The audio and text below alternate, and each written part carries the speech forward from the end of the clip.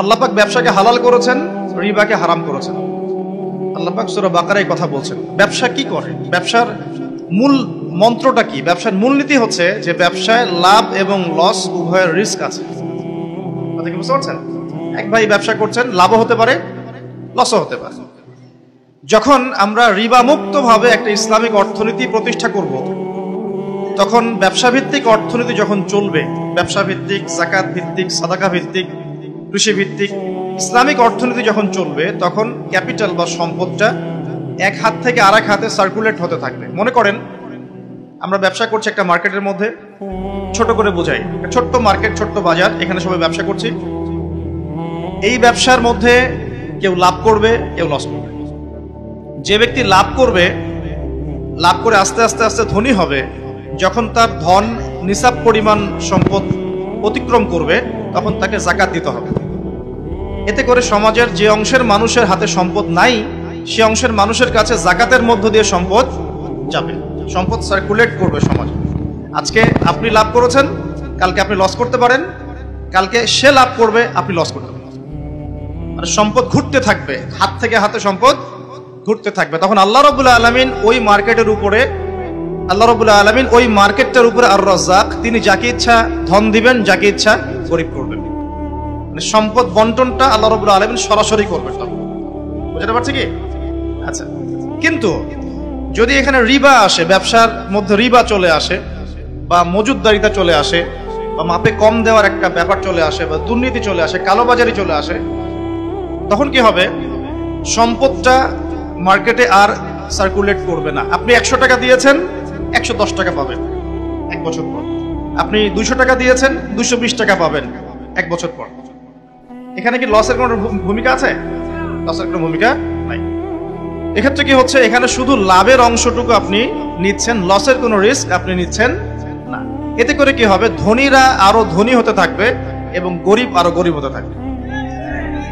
শুধু তাই নয়, এই ধনীরা যখন যাকাতও দিবে না, তখন এই গরিবদের অবস্থা হবে একদম মানবেতর।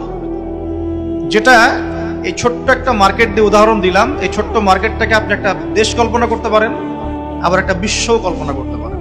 পুরো ওয়ার্ল্ডে এই ইকোনমিক সিস্টেমটা এখন চলছে, সুদভিত্তিক ইকোনমিক সিস্টেম। আমি কি বোঝাতে পারছি ভাই?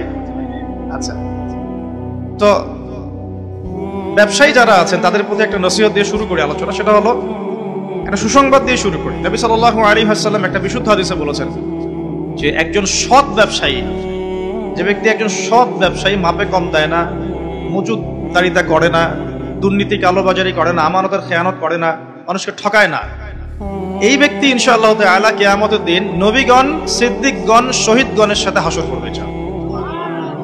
তাহলে ব্যবসা করে জান্নাত পাওয়ার সুযোগ নাই? আছে। ধন সম্পদ অর্জন করতে কোনো অসুবিধা নেই, কিন্তু ধন অর্জন করে উসমান গনি রাদিয়াল্লাহু আনহুর মতো মন মানসিকতা লালন করতে হবে। ধন সম্পদ আল্লাহ পাক দিতে পারে। যখন আপনি ব্যবসা করবেন, হালাল ব্যবসা করবেন, মাপে কম দিবেন, পণ্য মজুদ করবেন না, ইচ্ছাকৃতভাবে মার্কেটের মধ্যে কৃত্রিম সংকট তৈরি করবেন। কৃত্রিম সংকট বোঝেন? এই যে একটা রাষ্ট্রের মধ্যে যখন ইকোনমিক একটা ডিজাস্টার তৈরি হয়, এর একটা বড় অংশের জন্য দায়ী হচ্ছে কৃত্রিম সংকট। ইকোনমিক্সের ভাষাটাকে কৃত্রিম সংকট বলে। মানে সমস্যা আসলে কিছু নাই, কিছু মানুষ সমস্যা তৈরি করেছে। মনে করেন কোনো সমস্যা নেই, ইকোনমি খুব সুন্দর চলছে, কিছু মানুষ তার ব্যক্তি স্বার্থের জন্য কিছু পণ্যকে মজুত করে রেখে দিল, যে মানুষের মার্কেটে যখন ক্রাইসিস দেখা দিবে পণ্যের, তখন এটাকে ডাবল দামে বিক্রি করবে। তো সে মনে করছে এটাতে খুব, আমি তো ব্যবসা করছি, সে মনে করছে এটা তো ব্যবসা। প্রকৃত অর্থে এটা একটা প্রতারণা। নবী সাল্লাল্লাহু আলাইহি ওয়াসাল্লাম মার্কেটে গেলেন, পণ্য রাখা আছে মদিনার বাজারে, তিনি হাত ঢুকিয়ে দিলেন, দেখলেন ভিতরের অংশটা ভেজা। ওলামায়ে কেরাম যারা আছেন তারা এই হাদিসগুলো জানেন, ভেতরের অংশটা ভেজা। তো তিনি ব্যবসায়ীকে বলছেন যে এটা কি, ভিতরে ভেজা কেন, উপরে শুকনা কেন? সেই ব্যবসায়ী বলছে যে এভাবেই আমি পণ্য বিক্রি করি, যার ইচ্ছা হয় সে নিবে, যার ইচ্ছা হয় সে নিবে না। নবীজি বলছেন সাল্লাল্লাহু আলাইহি ওয়াসাল্লাম, তুমি কেন এটাকে উন্মুক্ত করে দিলে না? মানুষ জানতে পারতো যে আসলে তোমার পণ্যটা কতটুকু সঠিক, কতটুকু বেঠিক, বা কতটুকু বিশুদ্ধ, কতটুকু অশুদ্ধ। মান গাশশানা ফালাইসা মিন্না, এই হাদিসটা এখান থেকে এসেছে। তিনি বলছেন যে ব্যক্তি প্রতারণা করে সে ব্যক্তি আমার উম্মতের অন্তর্ভুক্ত না। কথা বুঝতে পারছেন? এই যে কৃত্রিম সংকট তৈরি করে প্রতারণা করেছে, সে কিন্তু উম্মতের নাম থেকে কাটা পড়ে যাচ্ছে। সে কাফের হয়ে গেছে এমনটা বলছি না, সে কিন্তু জালেম ঠিকই হয়ে গেছে, ফাসেক হয়ে গেছে। এখন এখানে একটা শাস্তি আছে, এটা গেল তার ব্যক্তিগত শাস্তি, যে সে উম্মত থেকে ডিটাচড হয়ে যাচ্ছে, মান গাশশানা ফালাইসা মিন্না, সে আমার অন্তর্ভুক্ত না।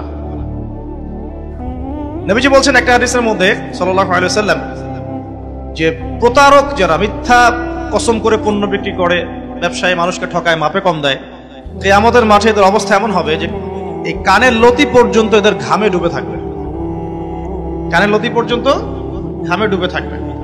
3 শ্রেণীর মানুষকে বলা হচ্ছে খুবই ক্ষতিগ্রস্ত কিয়ামতের মাঠে। এক শ্রেণী, তার মধ্যে এক শ্রেণী যারা মিথ্যা কসম করে পণ্য বিক্রি করে। আমাদের আলোচনা এই অংশটুকুর মধ্যে কি ব্যবসায়ীদের জন্য হেদায়েত পাওয়া যাচ্ছে না? আপনি যদি বিশুদ্ধভাবে রাসূল সাল্লাল্লাহু আলাইহি ওয়াসাল্লামের সুন্নাহ মেনে ব্যবসা করেন, ইনশাআল্লাহ নবীজি বলছেন এটাই শ্রেষ্ঠ কামাই, হাতের কামাইটা শ্রেষ্ঠ কামাই। ব্যবসা করে, যে হালাল ব্যবসা করে আপনি সম্পদ উপার্জন করছেন, এটা আপনার শ্রেষ্ঠ কামাই, শ্রেষ্ঠ উপার্জন। কিন্তু এখানে যদি কালোবাজারি চলে আসে, মজুদদারিতে আসে, কৃত্রিম সংকট তৈরি করেন, মাপে কম দেন, মানুষকে ঠকান, প্রতারণা করেন, তাহলে নিজের তো ক্ষতি হবেই, ইহকাল পরকাল তো ধ্বংস হবেই, জাতিরও ক্ষতি হবে। জাতির কি ক্ষতি হবে? একটা হাদিস পড়েছিলাম অনেকদিন আগে, আমি এখন রেফারেন্সগুলো মুখস্থ বলতে পারছি না, অনেকদিন আগে পড়েছি। 5টা কাজের কথা বলা আছে, এই 5টা কাজের কারণে 5টা বিপদ নেমে আসে। তার মধ্যে একটা হচ্ছে, যখন কোন সম্প্রদায়ের ব্যবসায়ীরা মাপে কম দেওয়া শুরু করে, এই যে প্রতারণা করা শুরু করে, তখন আল্লাহর পক্ষ থেকে দুর্ভিক্ষ চাপিয়ে দেওয়া হয়। এখন কি শুনতে পাচ্ছেন যে দেশের সামনে দুর্ভিক্ষ? এরকম স্টেটমেন্ট কি পাওয়া যায়? আচ্ছা, একটু রিজনগুলো ব্যাখ্যা করি। আলোচনা তো আমরা অনেক ধরনেরই শুনি, একটু বাস্তবিক কিছু শুনেন। সুবহানাল্লাহ পড়তে হয়, জানেন না? আলহামদুলিল্লাহ পড়তে হয়, জানেন তো? কুরআন তেলাওয়াত করতে হবে, কতদিন বলে আসছি, তাই নয় কি? 5 ওয়াক্ত নামাজ পড়তে হয়, সবাই জানি না? এবং নামাজ তো আমরা মাশাআল্লাহ পড়ি তো, আলহামদুলিল্লাহ। নবী সাল্লাল্লাহু আলাইহি ওয়াসাল্লামের সুন্নতের উপর আমল করতে হবে, এটা জানি তো। আচ্ছা, কিন্তু সমস্যা কোন জায়গায়? সমস্যা হচ্ছে কোরআন এবং সুন্নাহর বিধানগুলো দিয়ে আমরা বিশ্বের চ্যালেঞ্জগুলোকে মোকাবেলা করতে পারছি না। সমস্যা এখানে। কোরআন আমার হাতে আছে, নবীর হাদিসগুলো আমার কাছে আছে, কিন্তু বিশ্বের ভয়ঙ্কর যে সংকট, যে চলমান সংকটগুলো চলছে, ফিতানগুলো চলছে, এগুলোকে মোকাবেলা করতে পারছি না। বিশ্বটাকে নিয়ন্ত্রণ করছে এখন জায়নিস্টরা, খোলামেলা বললাম, বিশ্বটাকে নিয়ন্ত্রণ করছে এখন জায়নিস্টরা। জায়নিস্ট কারা? সব ইহুদি, সব খ্রিস্টান নয়। সব ইহুদি, সব খ্রিস্টানকে জায়নিস্ট বলা হয় না। ইহুদ এবং খ্রিস্টানদের মধ্যে যারা একে অপরের বন্ধু, তাদেরকে জায়নিস্ট বলা হয়। 1890 সালের পর থেকে এই মুভমেন্টটা সারা ওয়ার্ল্ডে তৈরি হয়েছে, এবং এখন 2022 সালের দিকে এসে বিগত প্রায় 50, 60, 70 বছর থেকে বিশ্বের বড় বড় প্রত্যেকটা ডিপার্টমেন্ট এরা নিয়ন্ত্রণ করছে। মিডিয়া ওদের হাতে। আপনার এই যে ইন্টারনেট সেকশনগুলো, আপনি যত অ্যাপস ইউজ করছেন, সার্চ ইঞ্জিন ইউজ করছেন, স্মার্টফোন ইউজ করছেন, সফটওয়্যারগুলো ইউজ করছেন, সবকিছু ওদের। প্রযুক্তি, যত বড় বড় প্রযুক্তিগত প্রতিষ্ঠান আছে, সব ওদের। মিসাইলস, যত নিউক্লিয়ার মিসাইলস গুলো আছে, পাশাপাশি পারমাণবিক এবং থার্মোনিউক্লিয়ার বলে, নিউক্লিয়ার এবং থার্মোনিউক্লিয়ার যত অস্ত্রগুলো আছে, বেশিরভাগই ওদের কাছে। পৃথিবীর সবচেয়ে দামি সম্পদ এখন হচ্ছে ব্ল্যাক গোল্ড, অয়েল বলা হয়, এটা সবচেয়ে বেশি রিজার্ভ ওদের কাছে আছে মাটির নিচে। চলমান সংকট, ওরা নিয়ন্ত্রণ করছে ফাইন্যান্স, মানে আপনি বিশ্বের যত মিলস এন্ড ইন্ডাস্ট্রিজ এবং ফ্যাক্টরিজ দেখছেন, এর গোড়াপত্তন ওদের কাছে। পলিটিক্যাল দর্শনগুলো, আপনার ডেমোক্রেসি বলেন, সেকুলারিজম বলেন, কমিউনিজম বলেন, ন্যাশনালিজম বলেন, যত বড় বড় দর্শনগুলো আছে, দর্শনগুলো কিন্তু মুসলিমদের থেকে আসে নাই। আসছে নাকি? এই প্রত্যেকটা দর্শন, ফিলোসফিগুলো কি মুসলিমদের থেকে আসছে নাকি? এটা পশ্চিম থেকে আসছে। কোন পশ্চিম? যেই পশ্চিমের মধ্যে ছেলে ছেলেকে বিয়ে করতে পারে। সুবহানাল্লাহ বলছেন নাকি? একটু আগে আমি সার্চ করে একটা নিউজ দেখে আসলাম, এই কিছুক্ষণ আগে, 2 ঘন্টা আগে একটা ঘটনা ঘটেছে। 2 ঘন্টা আগে পশ্চিমের একটা কান্ট্রির মধ্যে দেখলাম যে সমকামীদের জন্য একটা বার আছে। সমকামী তো বোঝেন, মানে গেস, হোমোসেক্সুয়াল। তো সেখানে একটা হামলা হয়েছে, সেখানে 5 জন মারা গেছে, ওদের মধ্যে হামলা। তার মানে এমন সভ্যতা যেখানে সমকামিতা নিবারণ করার জন্য আলাদা বারও হালাল। এই সভ্যতার কাছ থেকে আমাদেরকে শিখতে হচ্ছে এখন। ওরা আমাদেরকে শিখায় যে মানবতা কাকে বলে, তাই না? ওরা আমাদেরকে শিখায় যে মুসলিম কান্ট্রিতে মানবতা বিরোধী অপরাধগুলো হচ্ছে, দমন করতে হবে। ওরা শিখায় আমাদের যেই সমাজের মধ্যে ছেলে ছেলে বিয়ে করা জায়েজ না, মেয়ে মেয়ে বিয়ে করতে পারে না, জেনা তো ওপেন, যে যার সাথে ইচ্ছা জেনা করতে পারে। পর্নোগ্রাফি ওদের একটা, ওদের জন্য পর্নোগ্রাফি ফরজ, ওদের জন্য পর্ন ফরজ।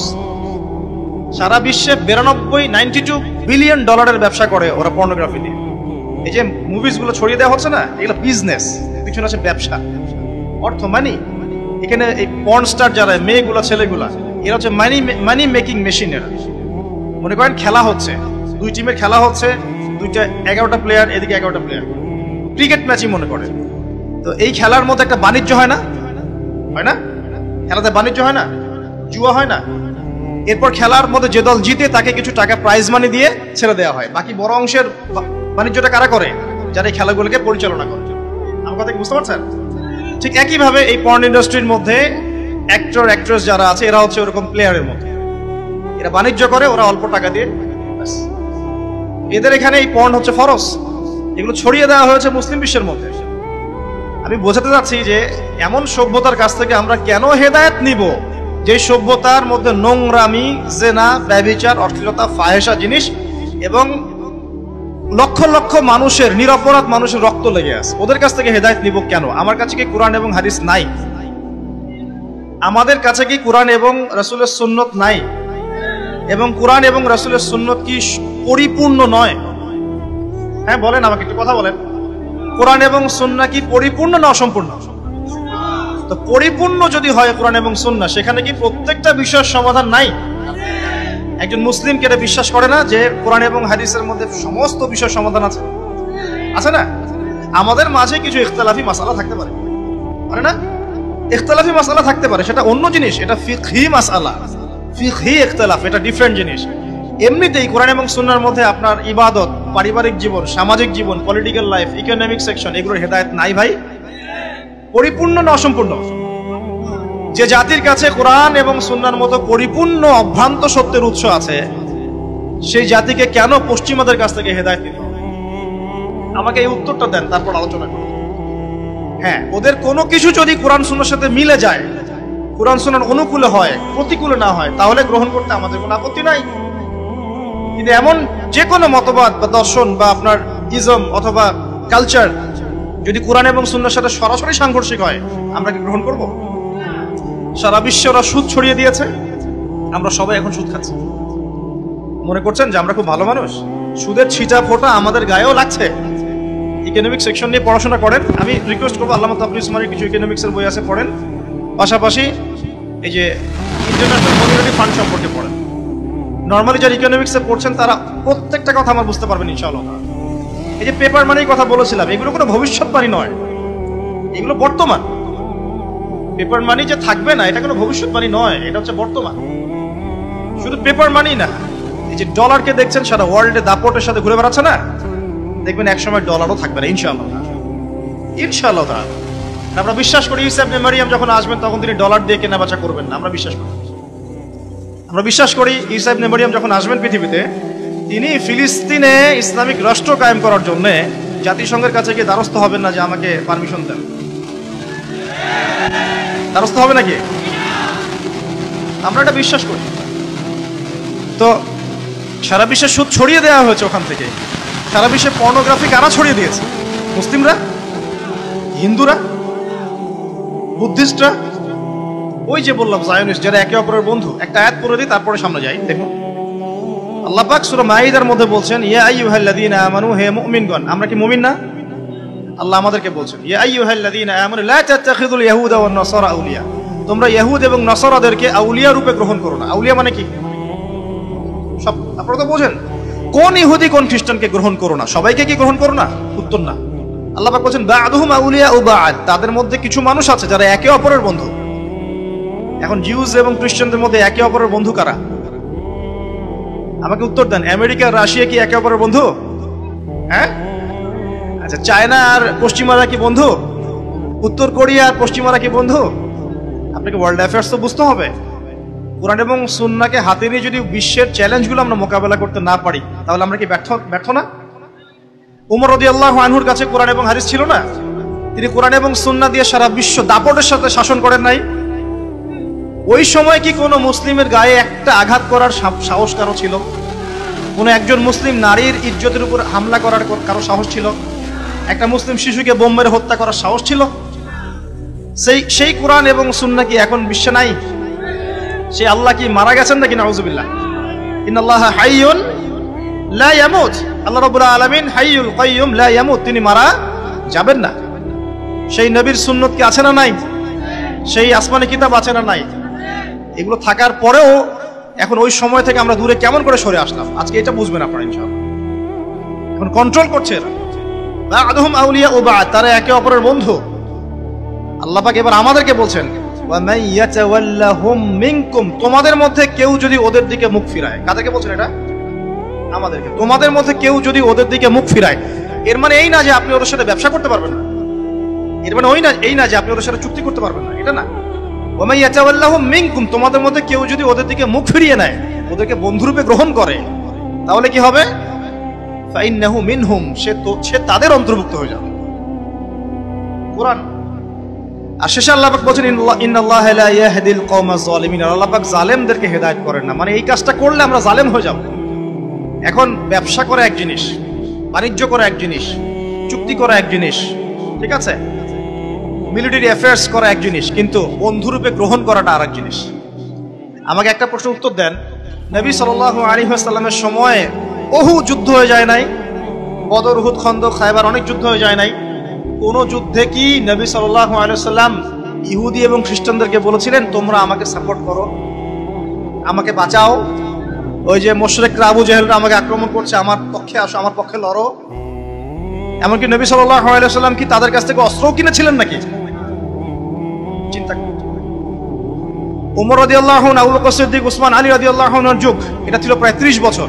এই 30 বছরে খোলাফায়ে রাশিদার কেউ কি, কোন একজন কি এই ইহুদি এবং খ্রিস্টানদেরকে বন্ধুরূপে গ্রহণ করে যুদ্ধ করেছে? এরপরে আসছে উমাইয়াদের শাসন, এটা প্রায় 92 বছর, 92 ইয়ার্স, 132 হিজরি পর্যন্ত। এই সময় উমাইয়ারাও কি এই কাজটা করেছিল? তারপর আব্বাসীয়দের সময় আসছে প্রায় 550 বছর। 550 বছর আব্বাসীয় খেলাফত চলেছে, তারা কি এই কাজটা করেছিল? লাস্ট 100 বছর আপনি দেখবেন আমরা এই কাজটা করছি। এখন আমরা তাদেরকে বন্ধুরূপে গ্রহণ করেছি, শুধু তাই নয়, আমরা এখন ওদেরকে মানবতার মুক্তির কাণ্ডারি মনে করি, তাই নয় কি? প্রত্যেকটা বিধান আমরা ওখান থেকে নেওয়ার চেষ্টা করি। আমি বলছি না যে ওদের ভালোগুলো নেওয়া যাবে না, অবশ্যই নেওয়া যাবে। তাদের মধ্যে অনেক জাতি আছে খুব পরিশ্রমী, আমরাও পরিশ্রমী হব, সমস্যা কি? তাদের মধ্যে অনেকেই আছে সায়েন্স এবং টেকনোলজিতে অনেক এগিয়ে গেছে, আমরাও বিজ্ঞানের প্রযুক্তিতে আগাবো, কি সমস্যা? তাদের মধ্যে অনেকে আছে মাশাআল্লাহ, এটা আল্লাহ পাকের কুদরত, অস্ত্র শস্ত্রে অনেক বেশি পারদর্শী, যেমন রাশিয়া, উত্তর কোরিয়ার মানুষ খেতে পারে না, উত্তর কোরিয়ার মানুষের মাথা পিছু আয় কোনো কোনো ক্ষেত্রে বাংলাদেশের মানুষের চেয়ে কম, কিন্তু ক্ষেপণাস্ত্র বানিয়ে রেখে দিয়েছে, ব্যাস। দেখেছেন? সুবহানাল্লাহ। দেখুন তাদের নিয়ন্ত্রিত সেক্টরগুলো, সবচেয়ে বড়টা হচ্ছে ইকোনমিক সেকশন। এই ইকোনমিক সেকশনের নিয়ন্ত্রণ দিয়ে সারা বিশ্বে তারা সুদভিত্তিক অর্থনৈতিক সিস্টেম চালু করেছে, যার মধ্য দিয়ে আমরা সবাই কম বেশি সুদ খাচ্ছি। আর আমরা সবাই জানেন সুদ যে খায়, যে দেয়, যে নেয়, যে সাক্ষী থাকে এবং যে লিখে রাখে, সবাই কিন্তু সমানভাবে অপরাধী। নবী সাল্লাল্লাহু আলাইহি ওয়াসাল্লাম সবাইকে লানত করেছেন, করেন নাই? আল্লাহ পাক কোরআনে বলেন নাই এটা ওয়াযারু মা বাকিয়া মিনার রিবা ইন কুনতুম মুমিনিন ওয়া ইল্লাম তাফআলু ফাআযারু বিহারবিন মিনাল্লাহি ওয়া রাসূলিহি, তোমরা সুদ ছেড়ে দাও, যদি না ছাড়ো তাহলে জেনে রেখো এটা আল্লাহ এবং তার রাসূলের সাথে যুদ্ধ করার মতো। আমরা এখন যুদ্ধ করছি না ভাই, আমাদের যুদ্ধ করার উচিত আল্লাহ এবং রাসূলের পক্ষে। আমরা করছি সুদের মধ্য দিয়ে রাসূলের বিপক্ষে, আল্লাহর বিপক্ষে। আর মসজিদে আমি 5 ওয়াক্ত নামাজ পড়ে ভাবখানা এমন যে আমি মাশাআল্লাহ জান্নাতের সার্টিফিকেট পেয়ে গেছি। বাংলাদেশের একজন বরেণ্য আলেম, আমি নাম উল্লেখ মেনশন করছি না সম্পর্কের কারণে, তিনি বলেছিলেন যে মানুষ এখন ব্যক্তিগত জীবনে পাক্কা মুসল্লি, অর্থনৈতিক জীবনে পাক্কা সুদখোর। এই কথা বলেছিলেন, আমি সঙ্গত কারণে নামটা মেনশন করলাম। আমার মন থেকে তার প্রতি যথেষ্ট শ্রদ্ধা আছে। আমি মনে করি যে তিনি বাংলাদেশের যত ব্যক্তিত্ব সম্পন্ন আলেম আছেন তার মধ্যে। ব্যক্তিত্ব অন্য জিনিস, আলেম হলেই ব্যক্তিত্ব হয় না। বহু আলেম টাকার কাছে বিক্রি হয়ে যায় না, দুইটা বাড়ি পড়লেই কথা চেঞ্জ হয়ে যায় না। অনেকে আলেম থাক বললাম না, মাইন্ড করতে পারে। আল্লাহ পাকের আল্লাহ পাকের জমিনে দ্বীনের প্রচার প্রসার হবে, প্রতিষ্ঠা হবে। আল্লাহ পাকের জমিনে আল্লাহর দ্বীনের প্রচার প্রসার প্রতিষ্ঠা হবে, এই কথাটুকু শুনলেই যে কাউকে খারেজি ট্যাগ লাগিয়ে দিচ্ছে। এমন হচ্ছে না? কি কারণ? আমরা কি চাই না আল্লাহর জমিন আল্লাহ দ্বীন প্রতিষ্ঠা লাভ করুক? এক ব্যক্তিত্ব অন্য জিনিস। আহমদ বিন হাম্বল রাহিমাহুল্লাহর ব্যক্তিত্ব দেখবেন, জেলখানায় পিটানো হচ্ছে। আচ্ছা, তার আগে ইমাম মালিকের কথা বলি। ইমাম মালিক রাহিমাহুল্লাহকে প্রচন্ড মারধর করা হচ্ছে, বাগদাদের মধ্যে ঘোরানো হচ্ছে এবং তার গায়ে উটের যে মলমূত্র আছে না, উটের চাপিয়ে দেওয়া হচ্ছে। তখন তিনি বলছেন, হে ইয়া আহলা বাগদাদ, হে বাগদাদের অধিবাসীরা, তোমরা জেনে রাখো যে আমি ইমাম মালিক, আমি কখনোই এই হারাম বিবাহ পদ্ধতিকে জায়েজ করলাম না। অনেক অত্যাচার হয়েছে, তারপরেও তিনি এটা করেন নাই। আহমদ বিন হাম্বল রাহিমাহুল্লাহর নির্মম নির্যাতন জেলখানায় হয়েছে, তার মতাদর্শ থেকে ফিরে আসেন নাই। মানুষ বলতো কোরআন হচ্ছে আল্লাহর মাখলুক, নাউযুবিল্লাহ। তিনি বলতেন কোরআন আল্লাহর কালাম। মানুষ বলতো মাখলুক বা সৃষ্টি, তিনি বলতেন আল্লাহর কালাম। এই একটা ইস্যুকে নিয়ে কেন্দ্র করে তাকে এত নির্যাতন সহ্য করতে হচ্ছে, তারপরেও তিনি হক থেকে সরে আসেন। ব্যক্তিত্ব অন্য জিনিস। আমরা ব্যক্তিত্ব সম্পন্ন প্রত্যেক আলেমকে শ্রদ্ধা করব এবং আলেম ওলামার মাঝে কোনো রকম বিভক্তি সৃষ্টি করতে যাবে না।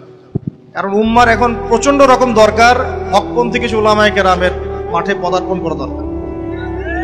হকপন্থী উলামায়ে কেরাম যত বেশি থাকবেন সমাজে, মানুষ সঠিক দিনটা পাবে ইনশাআল্লাহ। আর আমরা যত বেশি মিডিয়ার মধ্য দিয়ে বিভ্রান্তি ছড়িয়ে একে অপরের সাথে মিসআন্ডারস্ট্যান্ডিং তৈরি করব, তত খারাপ হবে। খারাপ হবে না? ঐক্য নষ্ট হবে, শক্তি কমে যাবে। সূরা আনফাল আল্লাহ পাক কি বলেছেন? হাওয়া বেরিয়ে যাবে, তোমাদের হাওয়া বেরিয়ে যাবে। প্রিয় ভাইয়েরা, উদার হওয়ার চেষ্টা করেন। উম্মার জন্য বড় বড় কাজগুলো আগে আঞ্জাম দেওয়ার চেষ্টা করেন। ইনশাআল্লাহ ছোট ছোট বিষয়গুলো আল্লাহ পাক সলভ করে দিবেন ইনশাআল্লাহ। আর যদি কিছু বিষয় ইখতিলাফ থেকেও যায়, তারপরেও বর্তমান প্রেক্ষাপটে উম্মার স্বার্থে নিজেকে একটু সংযত করতে শেখেন। আল্লাহ রাব্বুল আলামিন আমাদের সবাইকে ঐক্যবদ্ধ হওয়ার তৌফিক দান, আমাদের মধ্যে হৃদ্যতা ভালোবাসা দান করে দেন, যাবতীয় ভুল বোঝাবুঝির অবসান ঘটিয়ে দিন। এটা বলছিলাম প্রিয় ভাইরা, আল্লাহ পাক এই শ্রেণীর মানুষকে ওলিয়া উলিয়া রূপে গ্রহণ করতে নিষেধ করছেন। কোন শ্রেণী? যারা একে অপরের বন্ধু, জিউস এবং খ্রিস্টানদের মধ্যে, যারা সারা বিশ্বে সুদ ছড়িয়ে দিয়েছে, যারা সারা বিশ্বে পর্ন ছড়িয়ে দিয়েছে, যারা সারা বিশ্বে ফ্রি মিক্সিং ছড়িয়ে দিয়েছে, যারা সারা বিশ্বে এডুকেশন সেক্টরে শিরক ছড়িয়ে দিয়েছে, পলিটিক্যাল সেক্টরে শিরক ছড়িয়ে দিয়েছে, যারা সারা বিশ্বে মুসলিমদের উপর নির্মম নির্যাতন করছে, যাদের হাতে বহু মুসলিমের রক্ত লেগে আছে। লেগে নাই? আমরা কি সত্যি সন্ত্রাসী? একজন মুসলিম কি সন্ত্রাসী হতে পারে? কোরআন এবং হাদিসের মধ্যে কোন জায়গায় কি বলা আছে একজন নিরপরাধ মানুষকে হত্যা করতে হবে? আছে? একটা আয়াত দেখান আমাকে। কোরআনটা হাতে নেন, নিয়ে আল্লাহর এই কালাম থেকে আমাকে একটা আয়াত দেখান, হাদিস থেকে একটা হাদিস দেখান যে নিরপরাধ নিষ্পাপ কোন মানুষকে হত্যা করা বৈধ। কোন আয়াত আছে? তারপরেও কেন আমরাই ট্যাগটা শুনবো? কেন মুসলিমদেরকে সারা বিশ্বে এভাবে উপস্থাপন করা হবে? কেন মুসলিমদের মধ্যেই আপোষে বিভক্তি লাগিয়ে এসব ইস্যু তৈরি করা হবে? নিরপরাধ মানুষকে হত্যা করা জায়েজ? কবিরা গুনাহগার মানুষকে কি হত্যা করা যাবে? যাবে? এই যে একটা শব্দ শোনেন খাওয়ারেজ, খারেজি, এটার সম্পর্কে একটা কথা বলে দিই। খারেজি কাকে বলে? কাকে বলে? যে ব্যক্তি মনে করে বা যারা মনে করে যে কবিরা গুনাহ করলে কোনো ব্যক্তি কাফের হয়ে যায়। কথা বুঝতে পারেন? কোন ব্যক্তি যদি বিশ্বাস করে, আকীদা রাখে, বিশ্বাস করে যে কবিরা গুনাহ করলেই কেউ কাফের হয়ে যায়, তখন তাকে খারেজি বলে। কথা বুঝতে পারছেন? কবিরা গুনাহ করলে কেউ কাফের হয়ে যায়, তাকে হত্যা করা জায়েজ, এই মতাদর্শের যারা, তাদেরকে খারেজি বলতে পারে। কিন্তু কবিরা গুনাহ করলে কোনো ব্যক্তি কাফের হবে না, কোশ্চেন কারণ না, বরং তার তওবার দরজা খোলা আছে। সে বড় জোর ফাসেক হতে পারে বা জালেম হতে পারে, তাকে আপনি হত্যা করতে পারবেন না। এত স্পষ্ট করে বলার পরেও আফসোস, মানে কষ্ট পাই যে এই শব্দগুলো আমাদেরকে শুনতে হয়। এত স্পষ্ট করে ব্যক্ত করার পরেও আফসোস লাগে, কষ্ট লাগে। কিছু মানুষ, আল্লাহ হেদায়েত দান করুক, আল্লাহ পাক বুঝ দান করুক, দোয়া করি, আমাদেরকেই এই শব্দগুলো শুনতে হয়েছে। অথচ এর চেয়ে বড় বড় ইস্যুস গুলো পড়ে আছে সমাজ, এগুলো নিয়ে আমাদের মাথা ব্যথা নাই। প্রিয় ভাইরা, ইকোনমিক সেকশনটা বোঝার চেষ্টা করেন। হালাল রিজিকে থাকেন, হারামে যায় না। পারবেন ইনশাআল্লাহ? আচ্ছা, 2 নাম্বার, ব্যবসা করলে সৎ ব্যবসায়ী হন, অসৎ ব্যবসায়ী হয়। বিশ্বের সবচেয়ে মানবতা বিরোধী সভ্যতাকে চেনার চেষ্টা করেন, যাদের হাতে পুরো বিশ্বের এই ফাসাদগুলো জড়িত, এবং তাদের সাথে বন্ধুত্বপূর্ণ আচরণ থেকে সাবধান থাকেন। পিছন থেকে ছুরি মেরে দেবে, আপনি টের পাবেন। আমাদের ভবিষ্যৎ কি তাহলে? এখন আমাদের ভবিষ্যৎটা বলি, তারপরে করণীয় বলছি। লম্বা করবো না, অনেক রাত হচ্ছে, একটু ধৈর্য ধরেন। আমাদের ভবিষ্যৎটা কি শোনেন। মুসলিম জাতিদেরকে দিয়ে এই পৃথিবীর ইতিহাস, সভ্যতা শুরু হয়েছিল, মুসলিমদেরকে দিয়ে শেষ হবে ইনশাআল্লাহ।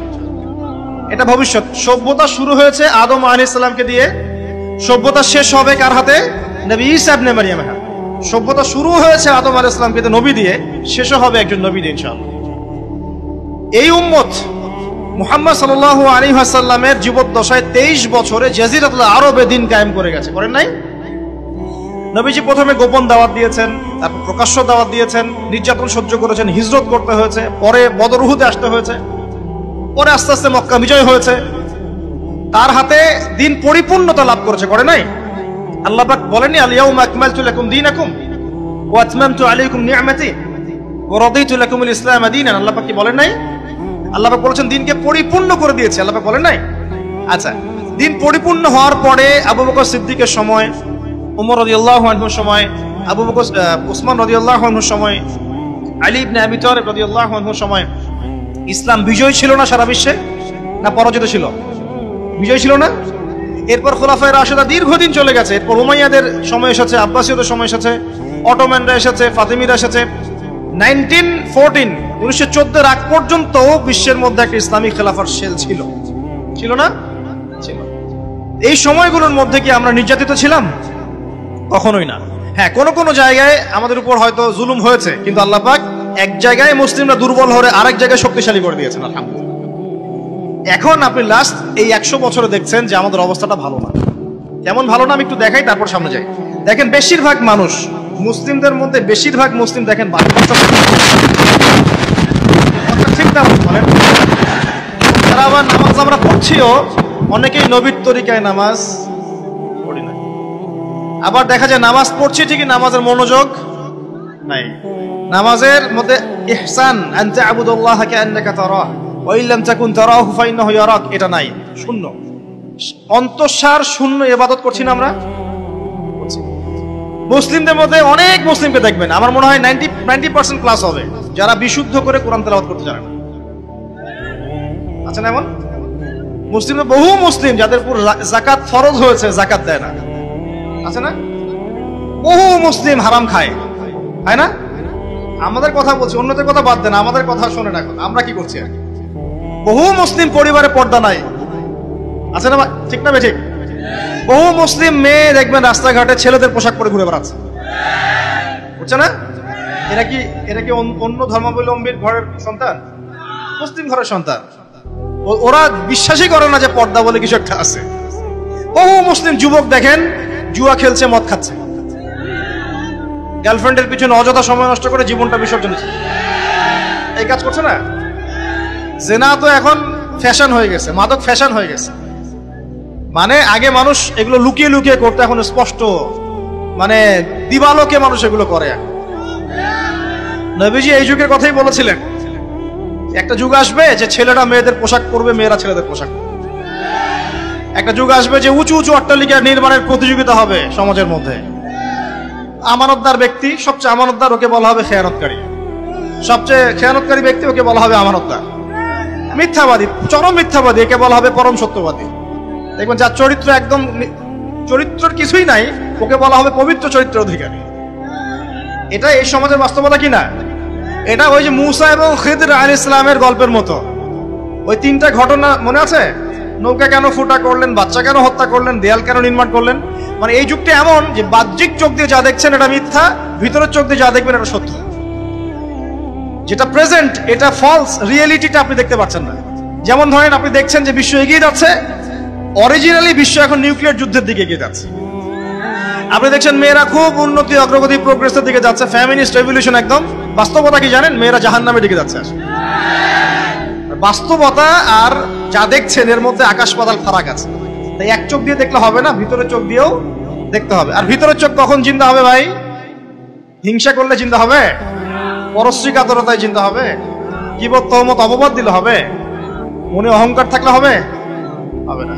মনটা সফট নরম করতে হবে। আপনাকে প্রথমে জ্ঞান অর্জন করতে হবে, কোরআন তেলাওয়াত বাড়াতে হবে, নফল নামাজ বাড়াতে হবে, ফরজের সাথে দান সদকা করবেন, এতিমদের পাশে দাঁড়াবেন, আমর বিল মারুফ নাহি আনিল মুনকারের কাজ করবেন ইত্যাদি ভালো কাজে সম্পৃক্ত থাকবেন। ইনশাআল্লাহ মনটা নরম হবে, আল্লাহ নূর আসবে ইনশাআল্লাহ। আরেকটা বড় কথা হচ্ছে আল্লাহওয়ালা মানুষের সাথে থাকতে হবে। তো থাকতে হবে না?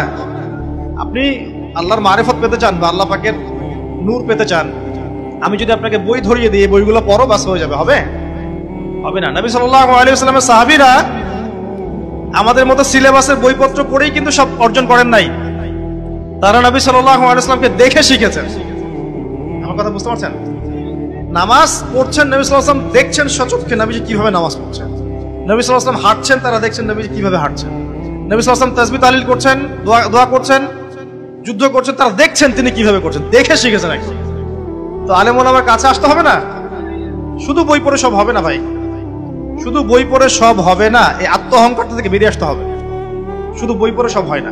বই পড়েন, আমি মানা করছি না, কিন্তু আলেমদের সাথে সংস্পর্শ রেখে পড়াশোনা করেন এবং আলেম ওলামাদের সাথে সম্পর্ক রাখার ক্ষেত্রে সাম্প্রদায়িক হয়ে যায় না যে আমি এই দুইটা আলেমকে পছন্দ করি, এর বাইরে কারো কাছে যাবই না, এই কাজ করতে যান। আমি একজন আলেমকে পছন্দ করি, আমি ওই হুজুর ছাড়া কারো কাছে যাবই না, এমন করতে যায় না। তাহলে অন্যদের কাছে যে এলেমগুলো আছে এগুলো আপনি আর পাবেন না। হ্যাঁ ঠিক আছে, আপনি বেদাতি আলেমের কাছে যাবেন না, সিম্পল। যারা সরাসরি শিরক করছে মুশরিক যাবেন না। হকপন্থী আলেমদের মাঝে পার্থক্য করতে যায়, সবার কাছে ভালো কিছু না কিছু পাবেন, নিয়ে নেন ইনশাআল্লাহ। আপনি মৌমাছি হয়ে যান, যেখানে মধু সেখানে আপনি, ব্যাস দেখবেন তখন আপনার চাকটা বড় হবে এবং আপনার চাক কাটলে বহুত মধু বের হবে। আর যে ব্যক্তি মধুই চিনে নাই, ওর তো চাকে কোনো মধুই নাই, চিপ দিবেন খালি পানি বের হবে। কি বুঝলেন? আল্লাহ পাক আমাদেরকে বোঝার তৌফিক দান করবেন। একটা কথা বলি, আল্লামা রুমির একটা কথা বলি। উনি বলেছেন, আমি মোটামুটি সবার বই পড়ার চেষ্টা করি। তিনি বলেছেন যে তোমরা শব্দ দিয়ে কথামালা সাজাও এবং শব্দ দিয়ে যুদ্ধ করো, বজ্রপাত দিয়ে যুদ্ধ করতে চেও না, কারণ বজ্রপাত দিয়ে কখনো ফুল ফোটে না। কথার গভীরতা বুঝতে পারছেন? শব্দ দিয়ে আপনি সুন্দর কথামালা সাজান, এটা দিয়ে আপনি যুদ্ধ করেন, মানে এটাও তো একটা যুদ্ধ, কথার যুদ্ধ। বজ্রপাত দিয়ে শুধু চিৎকার চেঁচামেচি করে যুদ্ধ করতে যায় না, তাহলে কি হবে? এই চিৎকার চেঁচামেচি দিয়ে কখনো গোলাপ ফুল ফোটে না, ফোটে আস্তে আস্তে ফুল ফোটে, তখন সৌরভ ছড়াবে ইনশাআল্লাহ। একটা জায়গায় বলেছেন যে গাছের মতো হয়ে যাও, তুমি গাছের মতো হয়ে যাও, পাতাগুলোকে ঝরে পড়তে দাও। তিনি বলছেন যে তুমি অন্যকে আলোকিত করতে চাও, তাহলে নিজে আগে কষ্ট স্বীকার করা শেখো, কষ্ট ভোগ করা শেখো। কারণ মোমবাতি আগে নিজে পড়ে তারপর অন্যকে আলো দেয়। কথা কত গভীর দেখেছেন? মোমবাতি আগে নিজে কি হয়, পুড়ে যায়, তারপর অন্যকে আলো দেয়। আমাকে আগে পুড়তে হবে, তো পুড়তে হবে না? তো কলব পরিষ্কারের প্রয়োজন আছে। আল্লাহ নূর অর্জন করেন, বেশি বেশি আল্লাহর জিকির করেন, বেশি বেশি কোরআন তেলাওয়াত করেন, নফল নামাজ বাড়িয়ে দেন, আলেম ওলামার সোহবতে থাকেন, ইনশাআল্লাহ আপনি খিদির হয়ে যাবেন। আপনি এমন কিছু দেখতে পারবেন যা সবাই দেখতে পারছে না, আপনি এমন কিছু বুঝতে পারবেন যেটা সবাই বুঝতে পারবে না। তখন যারা বুঝতে পারছে না ওদের সাথে অযথা তর্ক করতে চান না। কারণ আলী রাদিয়াল্লাহু আনহুর কথা দিয়েই বলি, তিনি বলেছিলেন, তাকে জিজ্ঞাসা করা হচ্ছে যে আপনার জীবনে কি কোনো দুঃখ আছে? তিনি বলছেন যে দুঃখ, আমি শুরু থেকে নবী সাল্লাল্লাহু আলাইহি ওয়াসাল্লামের পাশে থেকেছি, আমি নিজেকে সৌভাগ্যবান মনে করি। তবে একটা কষ্ট মনের মধ্যে বিদায়, সেটা হচ্ছে যে জ্ঞান আল্লাহ পাক আমাকে দিয়েছেন নবীর সোহবত থেকে, আমি যে জ্ঞানগুলো অর্জন করেছি এটা বিতরণ করার কোনো পাত্র খুঁজে পাইলাম না। চিন্তা করবে, সাহাবীদের যুগে এই কথা বলছেন, আমি এটা বিতরণ করার জন্য উপযুক্ত পাত্র খুঁজে পাইলাম। মানুষ তো বুঝবেই না আমি বলবো কি। আমি যদি এমন কিছু বলি মানুষ মনে করে পাগল, মানুষ বুঝতেই পারবে না আমি কি বলছি। এই কারণে যারা আল্লাহ নূর পাবে না তাদের সাথে তর্ক করা যাবে না। কারণ আপনি গোলাপ ফুল ফোটাবেন কথামালা দিয়ে, বজ্রপাত দিয়ে। প্রিয় ভাইয়েরা, আমাদের অবস্থা এমন ছিল না, ইনশাআল্লাহ এমন থাকবেও না। বিগত 100 বছর আমরা পিছিয়ে পড়েছি। বলছিলাম যে আমরা নামাজ ছেড়ে দিচ্ছি, আমরা যাকাত ছেড়ে দিচ্ছি, পর্দা ছেড়ে দিচ্ছি, সবাই বস্তুবাদী হয়ে যাচ্ছে। বস্তুবাদী মানে কি? দুনিয়া দুনিয়া আর দুনিয়া। দুনিয়া ছাড়া আমাদের ফিকির কম। মানে এমনও দিনদার ব্যক্তিদের অনেকেই আছেন, আগে দুনিয়া ঠিক করবে তারপর দিন, তাই না? দুনিয়াটা 16 আনা আগে বুঝে নিবে, তারপর দিনের মধ্যে যাবে। তো দেখুন, পড়াশোনা করছি, কোরআন হাদিসের বালাই নাই। সারা জীবন পড়াশোনা করছেন, 30টা আপনি কোরআনের আয়াত শিখতে পারছেন না, 30টা সূরা মুখস্থ হচ্ছে না। 30 বছর পড়াশোনা করেছেন, মাশাআল্লাহ, 30টা সূরা নাই। 30টা হাদিস নাই, হাদিসে আরবাইন বলতে পারবেন না। উসুলের বইগুলো পড়লেন না, আকীদা বললেন না, ফিকহের কিছু পড়লেন না, হিস্ট্রি পড়লেন না, নবীর সিরাতও পড়লেন না। যুবক থেকে জিজ্ঞাসা করে দেখেন, আজকে কি ফুটবল বিশ্বকাপ শুরু হয়েছে নাকি? জিজ্ঞাসা করেন যে আজকে কার কার খেলা, কার খেলা? হ্যাঁ, সুবহানাল্লাহ, আল্লাহ তোমাদেরকে অনেক বড় করে। হ্যাঁ, এখন জিজ্ঞাসা করেন যে উহুদের যুদ্ধ কত হিজরিতে হয়েছে, বলেন এখন আমাকে বলেন যে এভাবে কি আল কোরআনের আলো ঘরে ঘরে জ্বলবে কিনা? এভাবে কি আমরা আগামী দিন ইসলামের বিজয় অর্জন করতে পারবো কিনা? প্রথমে জ্ঞান অর্জন করতে হবে। এই যে জ্ঞান অর্জনের মধ্যে সিরাত, সিরাত মানে নবীর জীবনী, একটা প্রামাণ্য জিনিস। এটা না পড়লে আপনি কেমন করে হাদিস বুঝবেন? কোরআনের যেমন শানে নজুল আছে, হাদিসেরও শানে নজুল আছে। এটা বুঝতে হলে আপনাকে সিরাত জানতে হবে। তো জানতে হবে না? তো দেখুন, পড়াশোনা করছে না যুব সমাজকে সারাদিন এইসব খেলা, এই জুয়া, এই যে গায়ক গায়িকা, নায়ক নায়িকা ব্যস্ত রেখেছে। এই যে ঢাকায় কয়দিন আগে আসলো একজন, দেখলেন না? 40-50 লাখ টাকা দিয়ে মানুষ তাদেরকে নিয়ে আসে। আর যখন একজন স্কলার আসবে, একজন আলেম আসবে, দায়ী আসবে, তাকে যখন হাদিয়া দেওয়া হবে, বলবে ধর্ম ব্যবসা শুরু করেছে, বলবে না? আমাদের সাইকোলজির চেঞ্জটা দেখেন, আমাদেরকে বস্তুবাদী বানিয়ে দেওয়া হয়েছে। আমি রিসেন্ট সময় যে কয়েকটা বই পড়েছি, এর মধ্যে একটা চমৎকার তথ্য পেয়েছি। সেটা হচ্ছে যে এই ওয়ার্ল্ডের মধ্যে এখন 3টা দর্শন খুব বেশি হাইলাইটেড। 3টা দর্শন। একটা হচ্ছে এলিমিনেশন, ওরা ইংলিশে বলে এলিমিনেশন, মানে পুরো বিশ্ব থেকে ঈশ্বর বা স্রষ্টা বা আল্লাহ এই দর্শনটাকে সরিয়ে দেওয়া হচ্ছে। দেখেন, খেয়াল করে, পুরো বিশ্ব থেকে মানুষ এখন নাস্তিকতাটাকে প্রমোট করছে বেশি। খেয়াল করে দেখেন, প্রত্যেকটা সেক্টরে মানুষ এখন নাস্তিকতাকে প্রমোটটা বেশি করছে। এলিমিনেশন বলে এটাকে। আল্লাহর কনসেপ্টটাই সরাই দিবে। আল্লাহর কনসেপ্ট কে সরাবে? দাজ্জাল। আল্লাহর কনসেপ্ট কে সরাবে? কারণ দাজ্জালই তো বলবে আমি আল্লাহ। মানুষ যদি আল্লাহ থেকে না সরে যায়, তাহলে দাজ্জালের উপাসনা করবে কিভাবে? মিলাতে পারছেন? আচ্ছা, আরেকটা কি? একটা হচ্ছে মেটেরিয়ালিজম বলে, মানে বস্তুবাদিতা। মানুষকে দুনিয়ার মোহের দিকে ব্যস্ত রাখা হয়েছে, সারাদিন দুনিয়ার দুনিয়া, পরকাল পর। আরেকটা হচ্ছে চ্যালেঞ্জ এগেইনস্ট রিলিজন, একটা কনসেপ্ট আছে, মানে ধর্মের বিরুদ্ধে চ্যালেঞ্জ করা। দেখবেন এখন আসে এমন একটা যুগে আমরা আছি, ইসলামের অনেক বিধানকে নিয়ে মানুষ চ্যালেঞ্জ করে। কেন আয়েশা রাদিয়াল্লাহু আনহার বিয়ে এই সময় হইলো? কেন নবী সাল্লাল্লাহু আলাইহি ওয়াসাল্লাম এতগুলো বিয়ে করলেন? হ্যাঁ, কেন তোমাদের বিয়ের কোনো বয়স নাই? কেন বহু বিবাহ আছে? পর্দা কেন? অনেক চ্যালেঞ্জ করে না এখন? অনেক চ্যালেঞ্জ ছিল, তাই না? মৌলবাদী গোষ্ঠী, এই ধর্মান্ধ গোষ্ঠী এগুলা করে, এগুলো কোনো ভিত্তি নেই বলছে না? এই যে রিলিজিয়ন বা ধর্মকে চ্যালেঞ্জ করার যে একটা দর্শন, এটা এখন চলছে। এই 3টা দর্শন ওয়ার্ল্ডে এখন খুব প্রবল। প্রিয় ভাইরা, এই সময় জ্ঞান অর্জনের কোনো বিকল্প নাই। এবং এখন আমরা পিছিয়ে পড়ার অন্যতম কারণ জ্ঞান অর্জন থেকে সরে আসা। আমাদের পিছিয়ে পড়ার কারণ হচ্ছে হালাল রিজিক থেকে সরে আসা। আলেম ওলামাদের মধ্যে বিভক্তি একটা অন্যতম কারণ। আমাদের পিছিয়ে পড়ার অন্যতম কারণ হচ্ছে দলাদলি করা। আমরা দলাদলি করতে যাব না, আল্লাহর ওয়াস্তে এই কাজটা করতে যায় না। আমি বলছি না আপনি কোনো অ্যাসোসিয়েশন করবেন না, আমি বলছি না আপনি কোনো সংগঠন করবেন না, আমি বলছি না আপনি কোনো ফাউন্ডেশন করবেন না, কিন্তু এটাকে কেন্দ্র করে বিভক্তি সৃষ্টি করতে চাই যে আমি একাই চূড়ান্ত হক আর সবগুলো বাতিল, আমি একাই জান্নাতে যাব, বাকি সব জাহান্নামে যাচ্ছে। এই কনসেপ্টটা একটু সমস্যা আছে। এই কনসেপ্টটা সবসময় ঠিক নয়। এমন হতে পারে যাকে আপনি আন্ডার এস্টিমেট করছেন, সেও তো হকের উপর থাকতে পারে, হয়তো আপনার কাছে সেই জ্ঞানটা এখন আসে নাই, হতে পারে না? তো অ্যাসোসিয়েশন ভালো জিনিস, মানুষকে ইউনাইটেড করবে, একটা শৃঙ্খলা শেখাবে। ফাউন্ডেশন ভালো জিনিস, কিন্তু এগুলোকে কেন্দ্র করে সমাজে বিভক্তি সৃষ্টি করা যাবে। সবাইকে ভাই ভাবা শিখতে হবে। আল্লাহ পাক আমাদের সবাইকে উদার নৈতিক শিক্ষায় শিক্ষিত হওয়ার তৌফিক দান করবেন। একটা বিষয় হচ্ছে পিছিয়ে পড়ার যুব সমাজের অধঃপতন। এই যে সারাদিন আমরা যে দুনিয়া নিয়ে, পর্ন নিয়ে, জেনা নিয়ে, গার্লফ্রেন্ড নিয়ে, যে জুয়া নিয়ে ব্যস্ত আছি, এটা আমাদের পিছিয়ে পড়ার কারণ। কারণ যুবকরা যদি উঠে দাঁড়ায়, ইসলামের বিজয় কেউ ঠেকাতে পারবে না ইনশাআল্লাহ। আমরা পিছিয়ে পড়ার অন্যতম কারণ এই যুবকদের এই দুনিয়ার ভোগ বিলাস এবং জীবনের উদ্দেশ্য থেকে সরে যাওয়া। প্রিয় ভাইয়েরা, ওমর ইবনুল খাত্তাবের মতো হয়ে যান। প্রিয় যুবক ভাইয়েরা, আপনারা খালিদ বিন ওয়ালিদের মতো হয়ে যান। প্রিয় ভাইয়েরা, আপনারা আলী ইবনে আবি তালেবের জীবনী পড়েন, শিক্ষা নেন। আলী ইবনে আবি তালেবের জীবনীটা পড়ে দেখেন। আমার ব্যক্তিগত কথা বলছি, একটা সাহাবীদের মধ্যে ভালো লাগা সাহাবী অনেক থাকতে পারে, সবচেয়ে বেশি ভালো লাগে আমার ব্যক্তিগত কথা বলছি যে আলী ইবনে আবি তালেব রাদিয়াল্লাহু আনহুর জীবনীটা পড়বেন, আপনার ঈর্ষা হবে, কাশ আমিও তার মতো হতে পারি। অনেক সাহাবী অনেক হয়তো পরে ইসলামের দিকে এসেছেন। আলী রাদিয়াল্লাহু আনহু জীবনের শুরু থেকে একদম নবী সাল্লাল্লাহু আলাইহি ওয়াসাল্লাম, এবং আল্লাহ পাক তাকে এত জ্ঞান দিয়েছেন, শৌর্য বীর্য ক্ষমতা দিয়েছেন, পাণ্ডিত্য দিয়েছেন, হিকমা দিয়েছেন, আল্লাহ পাকের নূর দিয়েছেন, আপনি কল্পনা করতে পারবেন। এই সাহাবীদের জীবনীগুলো পড়ে শিক্ষা নেন, তাদের মতো হওয়ার চেষ্টা করেন। এই মেসি রোনাল্ডোর দিকে যায় না ভাই। এই এরা সবাই শোনেন একটু দাঁড়ান, এরা সবাই কিন্তু জায়নিস্ট পাপেট। এরা কিন্তু কেউই আমাদের ধর্ম এবং ধর্ম সম্পর্কে ভালো ধারণা রাখে না। আপনি হয়তো ওকে ভালোবাসছেন, সে আপনাকে ভালোবাসে না।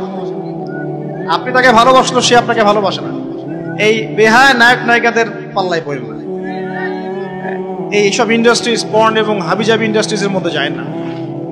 আপনার সামনে অনেক আদর্শ আছে। সবচেয়ে সেরা আদর্শকে রাসূলুল্লাহ সাল্লাল্লাহু আলাইহি ওয়াসাল্লাম, তার সাহাবীদের আদর্শ আছে, তাবেঈনরা আছেন। ইমাম বুখারীর জীবনী পড়ে দেখেন, তিনি কিভাবে দিন শিখেছেন। আবু হানিফা রাহিমাহুল্লাহর জীবনী পড়ে দেখেন, ইমাম মালিক, আহমদ বিন হাম্বল, ইমাম শাফিঈর জীবনী পড়ে দেখেন, তারা কিভাবে দিন প্রচার করেছেন, পালন করেছেন। তাদের মতো হওয়ার চেষ্টা করেন। আপনি না পারলেও আপনার সন্তানকে বানানোর চেষ্টা করেন। আমরা হয়তো পারি নাই, আমাদের বয়স হয়ে গেছে, ওই সুযোগটা আমরা পাই নাই, কিন্তু আমাদের সন্তানরা তো এখনো ছোট। ওদেরকে বড় করার জন্য, সেভাবে গড়ে তোলার জন্য উপযুক্ত প্রতিষ্ঠান গড়ে তুলে ইনশাআল্লাহ তাআলা দেখবেন আগামীতে আপনি আমি পৃথিবীতে না থাকলেও তারা ইসলামকে এগিয়ে নিয়ে যাবে ইনশাআল্লাহ।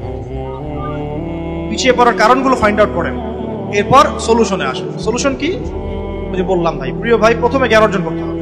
জ্ঞান অর্জনের কোনো বিকল্প আছে? তাই পড়াশোনা করেন। এই অনলাইন ফেসবুক পড়াশোনার প্ল্যাটফর্ম না, কথা বোঝেন। ফেসবুকে পড়াশোনা করে কেউ মুক্তি হতে পারবে না। সে বড়জন একজন আহলুল কমেন্ট হতে পারবে, সারাদিন কমেন্ট করে পারবে, এর চেয়ে বেশি কিছু সে হতে পারবে। এবং এগুলোতে আসলে কিছু যায় আসে না তো, কারণ একটা ইস্যু উঠেছে, মানুষ কমেন্ট করছে, আলোচনা হচ্ছে, 7 দিন যেতে না যেতেই দেখ মানুষ ভুলে গেছে। কয়দিন আগে আয়েশা রাদিয়াল্লাহু আনহা নবী সাল্লাল্লাহু আলাইহি ওয়াসাল্লামের চরিত্র নিয়ে মানুষ কটূক্তি করেছিল, একটা আন্দোলন হয়েছিল। কয়জনের মনে আছে এখন বলেন? মানুষ ভুলে গেছে না? বেশিরভাগ মানুষই ভুলে গেছে। মানুষ এভাবেই ভুলে যায় সবকিছু। কিন্তু কারা ভুলবে না? যাদেরকে আল্লাহ পাক সেরকম হিকমা, প্রজ্ঞা, বাসিরা দিয়েছে, তারা কিন্তু ভুলবে না। এই যে কয়েকদিন আগে হ্যালোইন একটা উৎসব হয়েছে, মনে আছে? ভূত ছেদে মানুষ ঘুরে বেড়াইলো। আফসোস যে কিছু কিছু মুসলিম কান্ট্রিতে এই কাজটা হয়েছে। হয়নি? আফসোস না এটা একটা নাকি ভালো জিনিস? তো দেখেন মানুষ কিন্তু ভুলে গেছে, এবং ওইটা নিয়ে কিন্তু ফেসবুকে তেমন একটা লেখালেখি হয় নাই, খুব কম। তো আমি যদি আমর বিল মারুফ নাহি আনিল মুনকার করতে চাই, আমাকে হকপন্থী হতে হবে, আমাকে সবকিছুই নিরপেক্ষভাবেই বিচার করতে হবে। পক্ষপাতিত্ব করলে আমি হকপন্থী নই।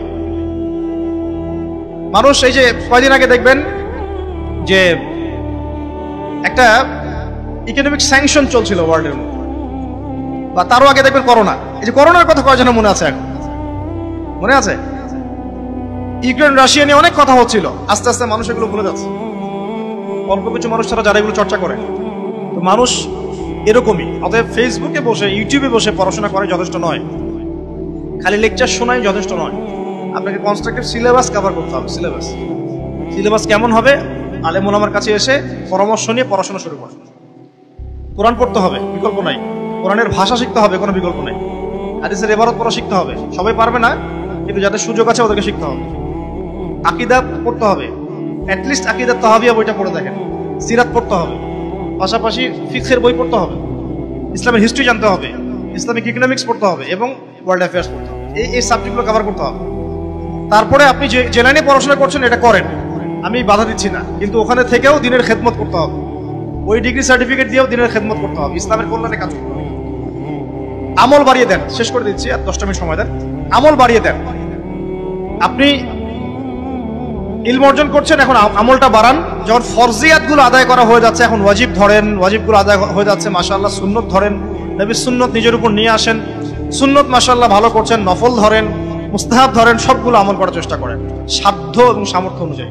শুরুতে বলেছিলাম ওয়া মা আতাকুমুর রাসূল ফাখুযু, রাসূল সাল্লাল্লাহু আলাইহি ওয়াসাল্লাম যা দিয়েছেন সব গ্রহণ করেন।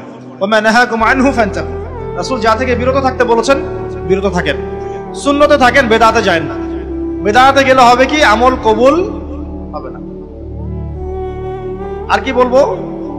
হালাল রিজিকের কথা বলেছি, আরেকবার টাচ দিচ্ছি যে রিজিক হালাল হতে হবে, হারামে যাওয়া যাবে না। পারিবারিক আদর্শ ঠিক করেন। পরিবারের মধ্যে অভাব অনটন থাকলে থাক, কিন্তু এখানে যেন কোনো জাহিলিয়াত না থাকে। পরিবারে খাবার নাই, মেনে নিলাম, এখানে যেন পর্দা থাকে, কোরআন থাকে, তালিম থাকে, বেসিক জিনিসগুলো থাকে। আর কি করবেন?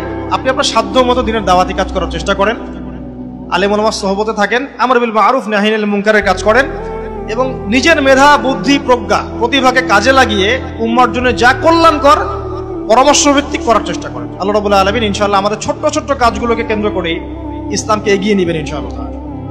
আর সবচেয়ে শেষ একটা বড় কথা বলে দিই, সেটা হলো আপোষে বিভক্তির মধ্যে যায় না, হিংসা করেন না, আল্লাহর ওয়াস্তে কাটা ছড়াছড়ি করেন না, সমালোচনা করেন না। সমালোচনা করেন, গঠনমূলক করেন। সমালোচনা নোংরা সংস্কৃতিতে যায় না। সমালোচনা করবে মানুষ, গঠনমূলক হতে হবে। পরশ্রী কাতর হয়েন না, অন্যকে মিথ্যা অপবাদ দিয়েন না। অন্যকে মিথ্যা অপবাদ দিলে আল্লাহ পাক ধরবেন, ৮০ লাঠির শাস্তি আছে। আর মনের মধ্যে অহংকার রাখেন না, উম্মাকে ঐক্যবদ্ধ করার চেষ্টা করেন ইনশাআল্লাহ তাআলা, এবং আগামী প্রজন্মটাকে আল্লাহর ওয়াস্তে মানুষ করে যান পৃথিবীতে। আমরা থাকি বা না থাকি ইনশাআল্লাহ আমাদের পরবর্তী জেনারেশনের হাতে আল্লাহ পাক দিনের বিজয় দান করবেন ইনশাআল্লাহ। যদি তারা না পারে তারপরের জেনারেশন পারবে ইনশাআল্লাহ। আমাদেরকে মালির মতো গাছ রোপণ করে ফুল ফুটিয়ে যাওয়া লাগবে, ফল ইনশাআল্লাহ আল্লাহ পাক দিবে ইনশাআল্লাহ।